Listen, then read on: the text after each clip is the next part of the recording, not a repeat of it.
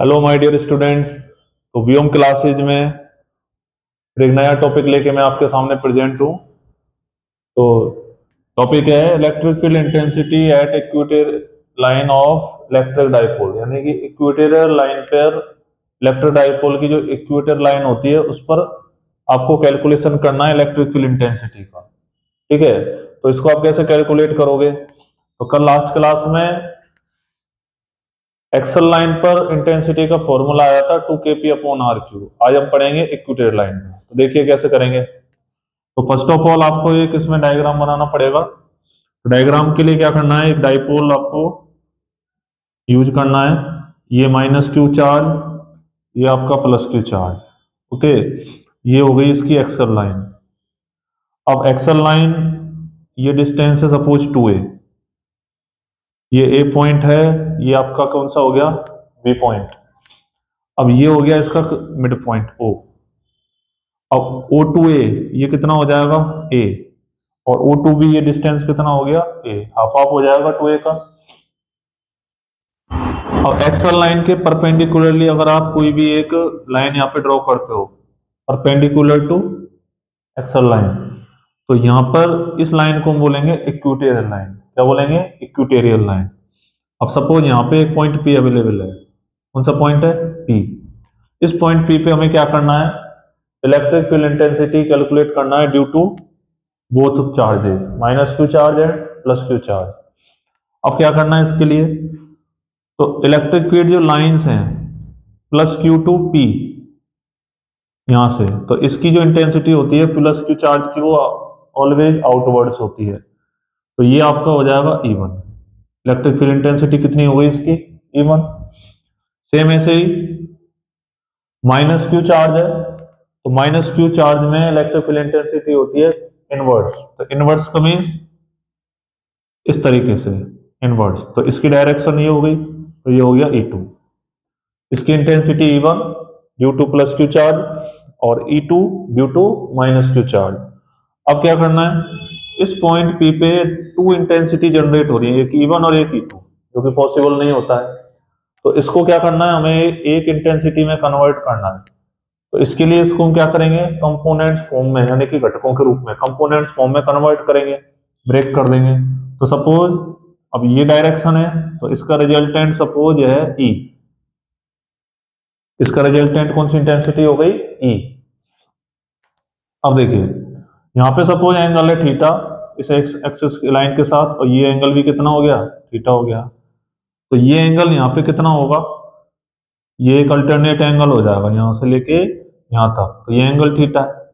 और ये लाइन इस लाइन के पैरेलल है, ये लाइन इस डाइपोल की क्या हो गई, पैरेलल हो गई। यहाँ थीटा है तो यहाँ पे भी थीटा। इस तरीके से आप इसको कैलकुलेट कर सकते हैं। अब आपको क्या करना है, ये डिस्टेंस आपको कैलकुलेट करनी होती है इसमें, ये वाली जो कि हमें रिक्वायरमेंट है इसकी, V2P, और एक हमें करनी है A2P, ये डिस्टेंस। और कैसे कैलकुलेट करेंगे, देखिए सपोज ये डिस्टेंस R डिस्टेंस पे पॉइंट P अवेलेबल है, तो ये डिस्टेंस हो गई R, ये हो गई A। तो यहाँ पे कौन सा थ्योरम लगाएंगे, पाइथागोरस थ्योरम। इस वाले ट्राइंगल में OVP, इन ट्राइंगल OBP, तो पाइथागोरस थ्योरम में जब आप यूज करेंगे तो क्या हो जाएगा, ए, यानी कि ये कैलकुलेशन होगा BP square equal to A square plus R square, A square plus R square. तो BP इक्वल टू कितना आया, root A square plus R square, ये आएगा ना। जितना आपका BP का इक्वेशन आया उतना ही आपका AP का भी आएगा, सेम होगी। ये भी R है, ये भी A है, तो AP की इक्वेशन भी कितनी आएगी, root A square plus R square. तो ये दोनों आपको डिस्टेंस क्या हो गई, कैलकुलेशन हो गई। ठीक है, अब इसके बाद क्या करना है, इंटेंसिटी का फॉर्मूला हमें पता है, ऑलरेडी हम जानते हैं कि E equal to K Q upon R square होता है।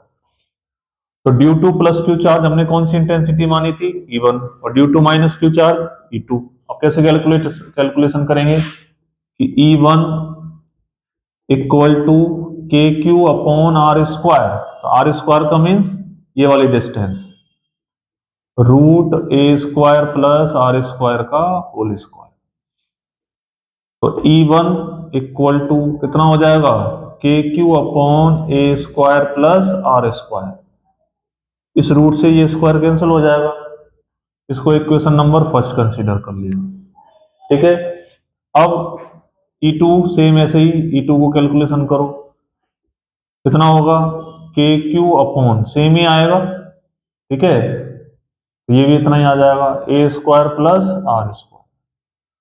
तो E1 का मैग्नीट्यूड E2 के कैसा है, इक्वल है। दोनों का मैग्नीट्यूड कैसा है, इक्वल ही तो है। अब हमें क्या करना है, जब हमें रिजल्टेंट जब कैलकुलेट करना है पी पॉइंट पे, तो इसको कंपोनेंट फॉर्म में कैसे ब्रेक करेंगे। देखिए ये वाला हो गया मेन, तो ये एक परपेंडिकुलर यहां पे सपोज इधर। ठीक है, अब ये एक प्लेन बन गया ये वाला, और इसका रिजल्टेंट E1 है। तो जिस एक्सिस के साथ एंगल बनता है उसको कंपोनेंट हम नाम देते हैं cos। तो ये हो जाएगा E1 cos थीटा। तो ये कौन सा होगा, E1 sin थीटा। तो ये याद रखना है, जिस एक्सिस के साथ एंगल बनता है वो हमेशा ओरिजेंटल कंपोनेंट होता है। ओरिजेंटल कंपोनेंट इस वाले प्लेन का कौन सा हो जाएगा, E1 cos theta. Perpendicular component E1 sin theta. Same ऐसे ही ये वाला जो आपका प्लेन बना है, ये वाला, ये वाली लाइन और ये वाली लाइन, ठीक है, इसका रिजल्टेंट कौन सा है, E2। तो इसका ओरिजेंटल कंपोनेंट क्या बनेगा, E2 cos थीटा, क्योंकि यहाँ पे एंगल थीटा है। तो ये वाला कंपोनेंट कौन सा होगा नीचे, E2 sin थीटा। तो इस तरीके से आप कंपोनेंट को यहाँ पे डिवाइडेशन में कर सकते हो। अब E1 sin थीटा और E2 sin थीटा, देखो E1 और E2 का मैग्नीट्यूड सेम है, बट इस कंपोनेंट का जो डायरेक्शन है वो एक दूसरे से कैसा है, अपोजिट है। तो due to same magnitude but opposite direction, ये कंपोनेंट इस कंपोनेंट से क्या हो जाएगा, कैंसिल। क्या हो जाएगा, कैंसिल। तो रिजल्टेंट जो इक्वेशन बचेगी वो कहां मिलेगी हमें, इस डायरेक्शन में, इधर ही मिलेगी ना। तो रिजल्टेंट हमें यहां मिल जाएगा। ठीक है, तो इसको कैसे कैलकुलेट करेंगे कि रिजल्टेंट पी पॉइंट पे कैसा आएगा, E1 cos थीटा और E1 cos थीटा इस फॉर्म में। ठीक है, तो ये हो जाएगा E1 cos थीटा, इन दोनों को ऐड कर देंगे, E2 cos थीटा। तो cos थीटा इसमें क्या हो गया, कॉमन हो गया, तो E1 प्लस E2 ये हो गया ना। अब E1 इक्वल टू E2 है, तो ये कितना हो जाएगा यहाँ, cos, इसको मान लो 2E1 मान लो, E2 की वैल्यू E1 यहाँ पे शिफ्ट कर दी। अब cos थीटा आप यहां से इस ट्राइंगल से कैलकुलेट कर सकते हैं। cos theta is equal to क्या होता है, क्या होता है, यानी कि बेस अपॉन हाइपोटेनियस। तो cos थीटा को आप यहां पे कैलकुलेट कर सकते हो, बेस अपॉन हाइपोटेनियस। तो इस ट्राइंगल का बेस कौन सा हुआ, ए। ठीक है, क्योंकि यहाँ पे 90 है, यहाँ एंगल है। तो cos theta equal to A, hypotenuse कौन सा हुआ, ये वाली लाइन, क्योंकि 90 के सामने हमेशा हाइपोटेनियस होता है। तो ये हो जाएगा root A square plus R square. तो इसको यहां शिफ्ट करेंगे, तो A upon root A square plus R square. और E1 की इक्वेशन क्या है, K Q upon A square plus R square, ये आती है ना। अब इसको आप सॉल्व कर सकते हैं, नेक्स्ट वैल्यू कैलकुलेट करनी, रिजल्टेंट। तो कैसे करेंगे, अब देखिए, अब इसका कैलकुलेशन करने के लिए पी पॉइंट की इंटेंसिटी कितनी आएगी, तो इसको हम लिख सकते हैं A upon A square plus R square का होल पावर 1/2, क्योंकि यहां से रूट हमने स्किप कर दिया और इसकी पावर क्या लगा दी, 1/2।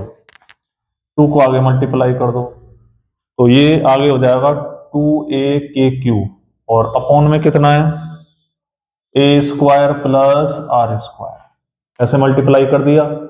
अब इसकी पावर कितनी है यहाँ, 1। तो ई पी इक्वल टू, अब कितना हो जाएगा, Q इंटू 2a, ये तो हो जाएगा P के इक्वल। P इक्वल टू होता है Q इंटू 2a, यानी कि इलेक्ट्रिक डाइपोल मोमेंट। अब पावर को पावर से ऐड कर दो, तो 1/2 प्लस 1 ये कितना हो जाएगा 3/2, क्योंकि बेस इनका कॉमन हो जाएगा दोनों। ठीक है, अब क्या करना है, वही सेम कंडीशन कि if A very less than R, A की जो वैल्यू है वो इस आर से कैसी है, लेस है, तो ए को क्या मानोगे आप, 0, नेग्लिजिबल मान लेंगे। तो ई पी इक्वल टू कितना होगा, के पी अपॉन 0 मान लेंगे, तो ये हो जाएगा आर स्क्वायर का होल पावर 3/2, 2 कैंसिल हो गया, तो ये हो जाएगा के पी अपॉन आर क्यू।